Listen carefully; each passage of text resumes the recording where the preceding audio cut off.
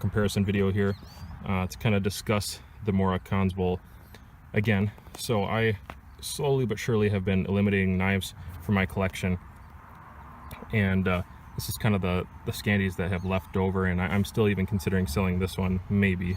It's such a cheap knife, it's hard to consider even selling it, and it's very useful.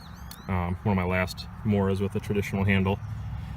But this knife has a far superior handle. That's kind of the conclusion I'm coming to as far as fatigue goes and things like that. But anytime I'm going out to do some woodworking, usually there's a Mora companion that would be in this mix, and unfortunately somebody took the Mora companion from me, so I no longer have a Mora companion, which is very unfortunate because that was a fantastic blade, superb for carving and whittling, and now I don't have one, so I guess it's just gone. I'm not going to replace it, I don't think. This blade though has been a really interesting blade. It's a stainless steel, and it's very true stainless. No rust on it. It's been wet, it's been soaked, it's been used hard, it's been resharpened a few times now. I've just been comparing its performance against some of these other steels. So you have M2 steel here with the Enzo Trapper, M2 stainless. You have the traditional Mora here. I think this is the number 3, Mora number 3, and that's probably another Sandvik steel. It seems very carbon steel to me. AUS 8 from Cold Steel, and then of course this stainless variant. I don't know a whole lot about it, other than the fact that I'm really digging it so far. I kind of compare it against the M2 steel, and this is a much more expensive steel. I believe that's a Bowler steel. Not a lot of knife companies use M2. I think Enzo and just a handful of others use it. It's actually a super steel, but you don't hear a lot about it because other steels that were superior to it quickly were advanced and came out and replaced that almost immediately. But it is a super steel, it's a fantastic steel. But I compare this knife against this. So this is roughly a $110 knife, and this is probably, I think you can get them for 30 bucks, something like that. This is a $30 knife, and this is a $21 knife. All day long you should be able to find those prices on these blades. The Enzo, I did up a Kydex sheath for it, and I like to retain it with an S-beaner like that. And the Mora number 3 traditional sheath, just with a clip, so I can belt that thing whenever I want. And then of course the Kansbol has this traditional looking sheath, but it's thermo. And I carry one of these blades pretty frequently. I'd say this is probably becoming the least carried out of the mix, and I think it's just the length. I think it's the overall length. What I'm seeing is probably what everybody else has seen for years, but just at a slower pace. I'm realizing that right around this length is precisely what I want for crafting, for going on hikes, even weight and things like that. You know, I'm not always looking for a heavier knife, and this is actually a little bit heavier because of that extra steel and length. And this even is a chunkier knife than these are. And so I think what's happening is, as I'm eliminating blades from my collection, I'm starting to realize what's practical and what's just fun to have. And practically wise, this knife seems to do a whole lot for me. I still haven't taken this lanyard off. I really should, because that's not practical. But this blade with the sheath and the way it works, I haven't found a huge amount of limitations for this thing yet, except for fine carving. I really don't think it excels at fine carving. It'll do it, and it doesn't really fatigue my hand to do it. It's just not as fast as using even something like the Finwolf. That higher grind and the true Scandi all the way is really more efficient than that in that thinness or profile. The Finwolf thickness versus the Enzo, hopefully you can see there, the Enzo is definitely a little bit thicker, and I can tell when I'm doing woodworking. But this blade throws fantastic sparks, this throws fantastic sparks, this really doesn't, so I just always have a striker with the fire steel. This is very stainless, this is very stainless, this is not so stainless. What I would like to do is get to a point where I have a Scandi knife that is just a great camp knife, it's a great food knife, it's a craft knife, does all those things, and it's not annoying to carry around. And I really wish that Cold Steel would produce a variant of the Finwolf in one of their better steels, like the S35VN or especially the new Carpenter steel. I wish this was in that Carpenter CTS XHP. This would be a phenomenal blade. It already is great in the AUS 8, but I would really like to see it in that CTS with the edge holding capability. So anyways, with this blade, I'm gonna put the camera down here and just work with the knife a little bit and just show you some stuff. Working on a hard piece of maybe oak. It's a stick, but it's an oak. Sorry if that highway is kind of loud. I'm only like 200 yards away from a highway on the river here. So, great thing to start off with this blade is the fact that there's nothing inhibiting me from getting nice and tight. I thought that would really bother me on the Finn Wolf, but I can get close enough, and it's a folding knife, so I kind of like the little area there with the guard. But in a fixed blade, traditionally, I do not want anything in my way of my hand. That's why I so enjoyed the originals. There's nothing there in front of my hand. I wish the Enzo would allow me to get up on top of that. There's this sharp little piece there. Doesn't seem to serve a lot of purpose for me. And this knife is not comfortable in reverse grip or in, get this out of the way, or in chest lever grip. This blade, however, takes, mosquitoes going in my ears, takes decent bites, and the handle is comfortable from the front to the back. And so if you can see there, there's definitely a good piece out. I don't love chest lever grip that much. I pretty much hammer grip most of the time. That's a majority of the cuts that I make are hammer grip. But if you're one of those guys that has got to do it, knife does really well. Let's compare that to the old number 3 with this big blade. True Scandi.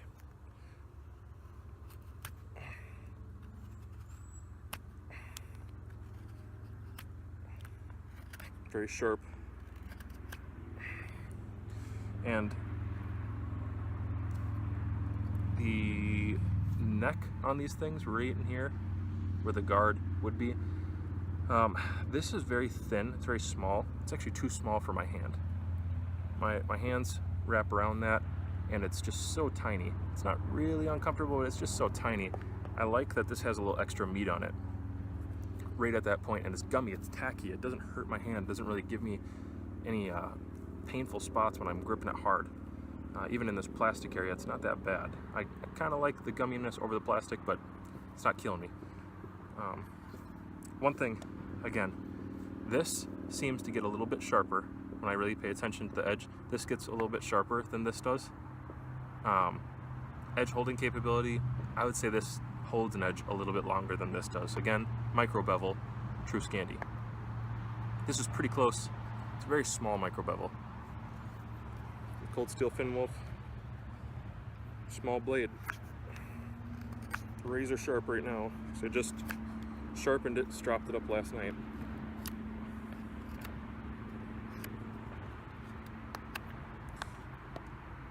This definitely has a nice high grind. I kept this knife for a reason. It's very, very usable. It's so thin though. It's great for trekking and day trips, and if I was just going out to enjoy this by myself today, I wasn't going to do a video, I maybe would be pretty content with just bringing this along. It does a lot of stuff. I'm pretty comfortable whacking on the spine a little bit for little things here and there, but that's one of the contentions people are going to have, is this knife is still a folding knife. At the end of the day, it just can't do some of the things that another knife can within reason. Something like this. The weight is, it's air light. It really is not that much heavier than the Finn Wolf is with the sheath. It might even be lighter right now, but with the sheath, it's just a little heavier. This is definitely heavier, but it's a hard blade to ding because the purpose of this knife is a little different. I mean, it's called the Enzo Trapper, so it's meant to be a little bit robust. It's also meant to do harder work and to be stainless. Kind of defines its role a little bit. Takes a really nice edge though. For a stainless knife, M2, very hard, holds a really nice edge. Will not strike fire steel. Don't know what the deal is with that. Reverse grip isn't great, but it's crazy sharp right now. Has no problem getting into this wood. I love this knife in a traditional grip. It's been a great whittler. I've been carving spoons with it lately, but again, like I had mentioned in a previous video, stainless properties, it's not as stainless as some other knives. I will see if I can make this focus for you. So if you can see, got some little spots of rust on there for my hand, the hand oils. I don't really care. I did get this knife because I liked the way that the blade shape was. It seemed like it would be functionally a pretty sweet blade, and then I like birch because that's a huge amount of the population of trees in my area are birch trees. Very Swedish Norwegian area, and birch is one of our go-tos. I think to modify this knife, I'll probably end up rounding this off. I'll get some really fine grit sandpaper and just coning this whole thing, so it's not necessary to have that hook in there for me. But as the name denotes, trapper knife, I think it does really, really stinking well as a trapper knife. It's not a hiker or a trekker knife necessarily. I would use it for that. I don't care that much, but pretty fantastic blade. Even for 110 bucks, it's a lot of money. But I don't think it outdoes this knife. Again, we're talking about a $30 knife and a $110 knife. I don't think it outdoes that blade. I think this blade does outperform the Finwolf, and it's also more versatile than the traditional old Mora that I've beat up and used for many, many years now. It's a pretty great blade. It's very funky with the whole grind thing here. It's not hard to sharpen though. Not really hard to sharpen anyways, especially if you are good with traditional methods. You know, the work sharp, you gotta be careful to make sure to not accidentally just convex the heck out of it. But if you have traditional sharpening methods, you like to use actual paper or an actual strop and maybe even a stone. I really, really like this knife. I've been using stones lately and rods, diamond rods, on the finest possible grit and just barely touching up the edge from time to time, even ceramics. And this knife, I just see so many advantages of this over the other blades. So, just wanted to share that with you. Edge reviews. Thanks guys for supporting my channel. Sorry there haven't been many videos lately. I've been working a lot, getting ready for the school year. Coming up here and start teaching again, and selling my house and so many different things. But hopefully in the next I don't know, month or two, have a new place, and I might have more distance to shoot, to do some longer range shooting, 300-400 yards, something like that. We'll see. But I'll throw in a little more footage of me using the knife, beating it up. And guys, if you know anybody who's not subscribed, get them to like, share, and subscribe. We need to let YouTube know at this point that we like gun videos, we like outdoors videos, and we're not going to succumb to their liberal agenda of hiding everything that they find offensive. Edge reviews.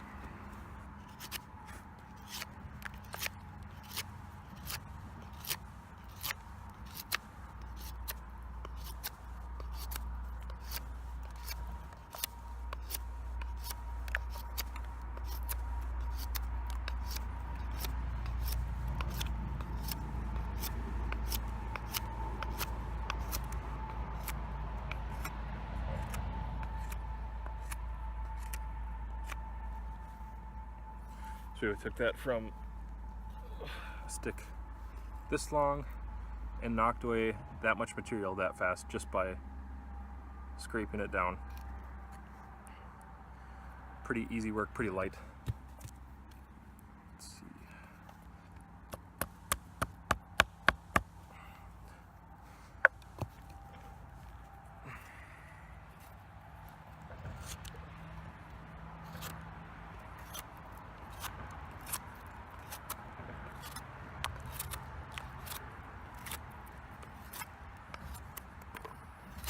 Does a little better with knots. This is probably somewhat of an important detail.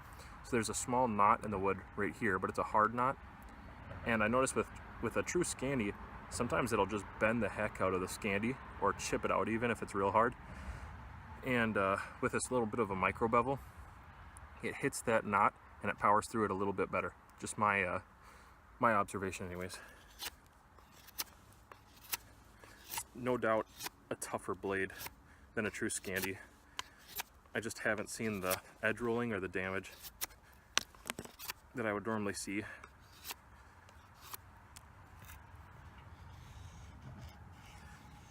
Still feathers just fine. As long as you have the skill set, you can pretty much feather with anything. Axes and hatchets and anything sharp, rocks. It's all about a skill set. But it helps if the knife is very sharp, if it stays very sharp.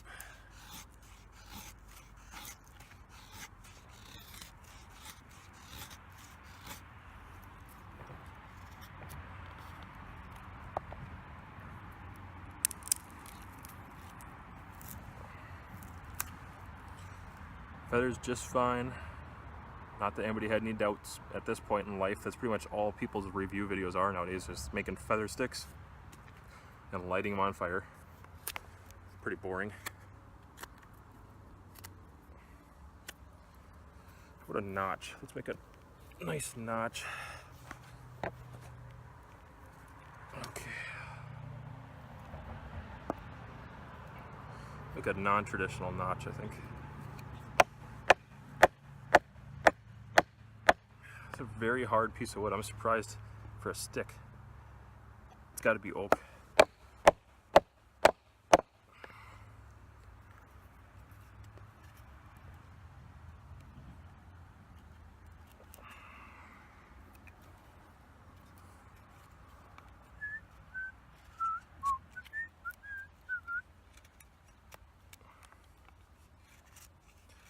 Definitely slices nicely.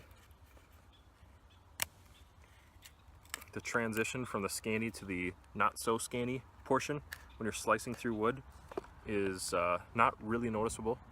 It's not bad. Flies are bad though.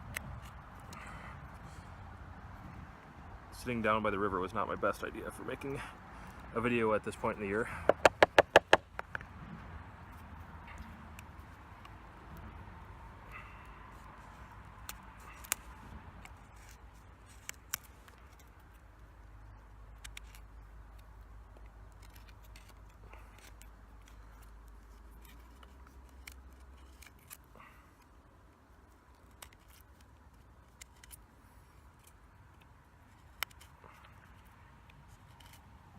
Alright, there you go.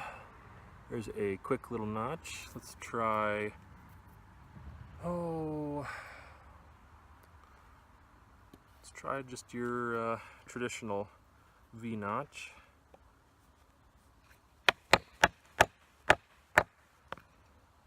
I would use the front part of the blade to set that notch, but it is a little bit thin, and it's not my favorite. If I need to sneak the knife into a piece of wood, that's when I'll use it, like right now, making the V. But when I'm making a straight down cut, I don't always do it. I don't take unnecessary risks with the edge. It's just a habit. I like sharpening knives, but not that much. Not that I want to constantly be sharpening junk. Man, the mosquitoes are bad.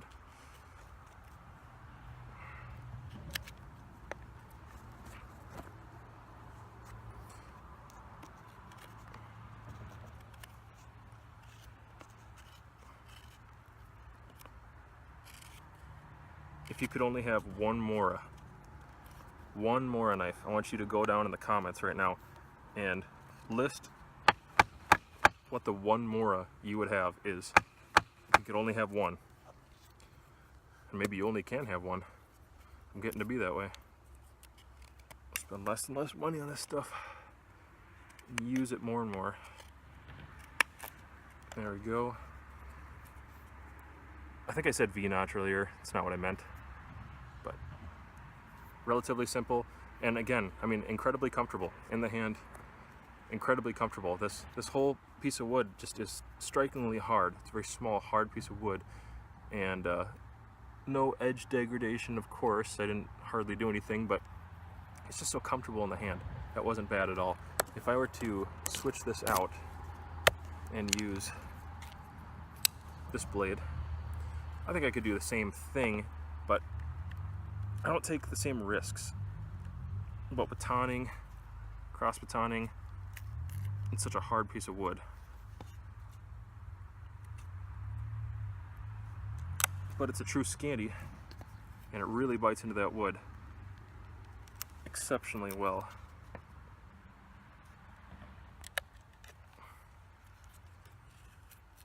Oh my gosh, mosquitoes. I'm gonna have to close this video up. You guys see the sacrifices I make for you? Get eaten out in the woods for no reason.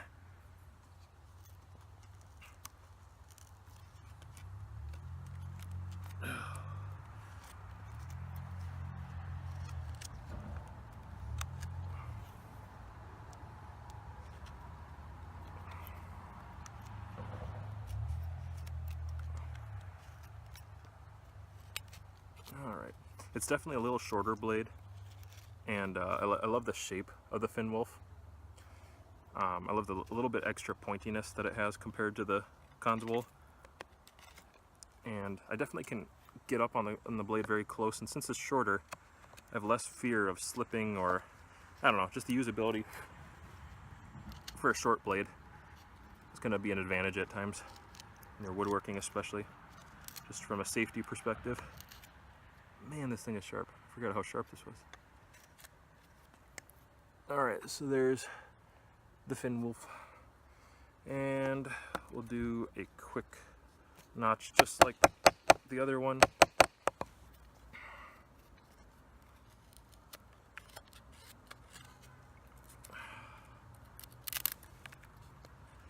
Yeah, that's hardwood. I'll tell you what.